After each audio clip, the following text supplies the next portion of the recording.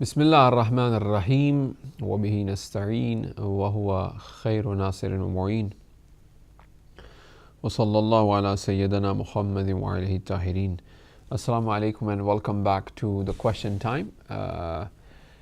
We are looking at the Munajat Shakin of Imam Sajjad alayhi salam. As we said, that Munajat is the best place to look at the if someone wants to have the understanding of the nafs, because najwa, as we have said, that comes from whispering, and whispering is the halat of a nafs of an insan.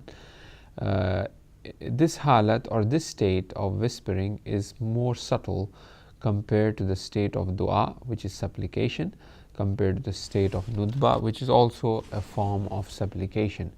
But whispered prayers are very unique and special to really recognize or to understand the subtle nature of the nafs. So if someone wants to know the soul of an arif, he can check out the Munajat Arifin. If someone wants to seek forgiveness to God, and what should be or how should be, or the methodology of seeking forgiveness should be, then the Munajat Tawwabin is a good reference point. Now we started looking at the Munajat Shakin, which is known as the Munajat or the whispered prayers of the complainers. Here Imam Sajjad alayhi salam is complaining to God about his nafs because it is commanding him to do evil.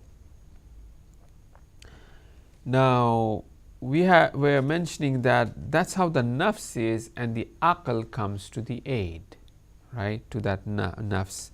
And it is natural tendency that insan be attracted towards these things, because Allah have made in such a fashion that that he sort of is attracted towards the beauty. In Surah Kahf, God says, Inna ja'alna ma ala al-ard zinatan laha linabluwahum ayyuhum ahsanu amala. Inna, certainly, ja'alna, we have made, ma ala al-ard, whatsoever is on the earth, zinatan, which is beauty, right? Beauty. Allah, that's how Allah have made, so that insan should be tested. Nabluwahum, nablu is from bulu, which means test. To test ayyuhum, who would do the ahsanu amala, good act. So he made it beautiful. Now as he has made it beautiful, and this beauty is there in order to test whether one sort of comes out in flying color through this beauty that Allah subhanahu wa ta'ala. So this tamayulat, or this attraction towards the beauty, this attraction towards achieving something, it is very much in the nature of man. If this desire, if this greed is not in the nature of man, then he is useless. Hazrat Isa alayhi salam says, Oh Allah, greed is no good. Greed is no good. Oh Allah, can you take away this greed? I wish there was no greed at all. Allah said to Hazrat Isa alayhi salam, O Isa, look at that farmer who is working in the field. As he was a farmer, he was working in the field with the sickle, and Allah said to Isa, O Isa, I am taking away greed from him. Allah takes away the greed. The farmer, while he was working, he leaves everything and he's relaxed. He stopped working. Isa says, oh, what happened? Allah says, oh Isa, if you take away greed, he will not really work. There's that sort of greed in him that is pulling him to do some work. Now, as it is pulling him to do some work, now he needs to curtail this greed. he needs to rectify to a certain limit that, okay, this is what is allowed for me. More than this, I will not be able to, pursue. So one have to have that element in him, that ingredient in him. But that needs to be balanced. Floods are good. Water is good. Now this water, when it comes as a flood, it might wash away everything. It might take away everything. But water is something that is needed for life. So the same way, this thing has to be there, right? This desire, this want, that I want this, which is that qudra, that himmat. As they say, man saghurat himmatuhu batalat fadilatuhu. Amirul Mu'mineen.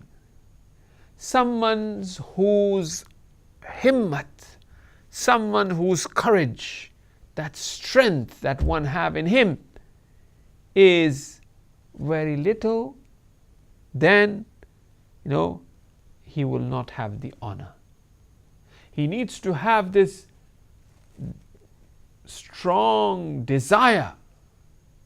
He needs to have strong desire and passion, right? That perseverance that needs to be there, high, very high. But, right, if he doesn't have that, then he has not kept his honor. Ma ab'adal khair mimman himmatuhu batnuhu wa farajahu. How far a person is, ma ab'ad is ba'id, far, ab'ad. Al khair is afalu tafdil here, ab'ad, akhbas, akbar, which we say. From far, very far away, mimman, the one who has, himmatuhu batnuhu, which is the belly, wa farajahu, and below belly. So if someone's himmat, right, if someone's desire is only his belly and his stomach and below stomach, how far he is from khair. One have to have desire. Now if my desire is only that, he's far away from khair. I need to have desire, and it is natural to have desire. But my desire and my himmat is only that, then obviously he is far from khair. So this desire should be channelized. This himmat should be channeled in the right direction. The sun will come, the sun will shine. Now the sunlight needs to reach the plants that is inside the house so that the plants grow. Now you need to construct your windows in such a fashion that sunlight reaches these plants.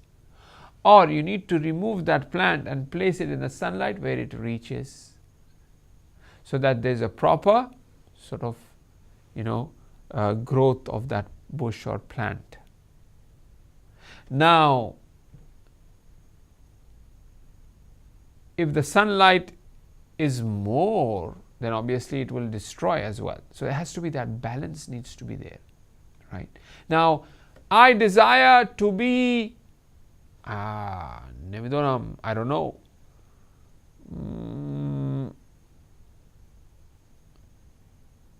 Zurara, like a great companion of, or Abu Hamza Somali, for example. Or I desire to be like, I don't know, Imam, something that's extraordinary, which is not possible, for example, right?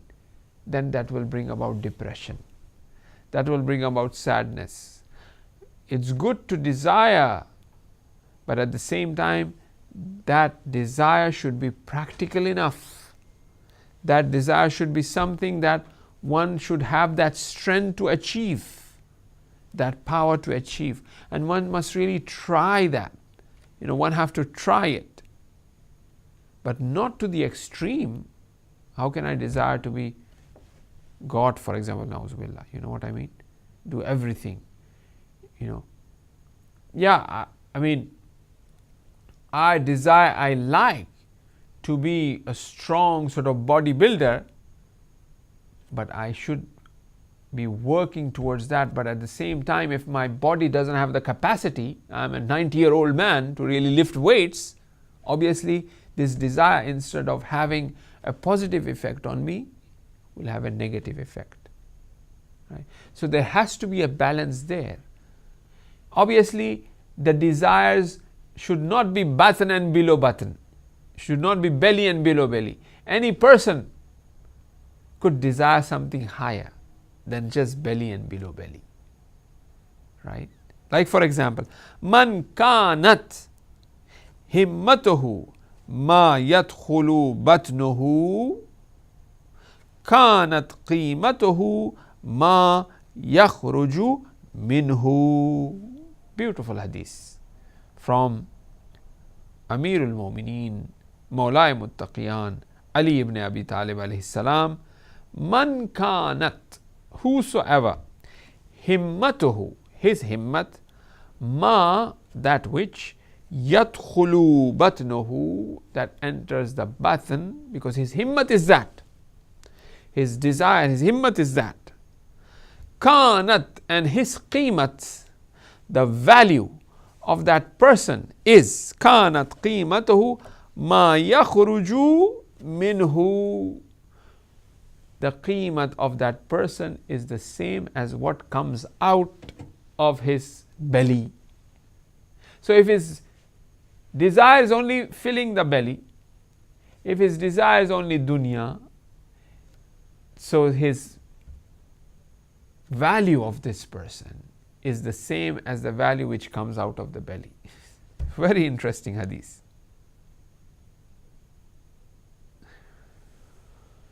بقدر الهمم تكون هموم. Another hadith from Amirul Mu'mineen. By the quantity of himmat, the same way that quantity of his thought would be. The stronger his desire is, the stronger his thought would be. But now it depends, you know, how strong what his thought is. You know, if his himmat is just batn, then obviously his thought will be only having the room or the space to really expand till the batn only.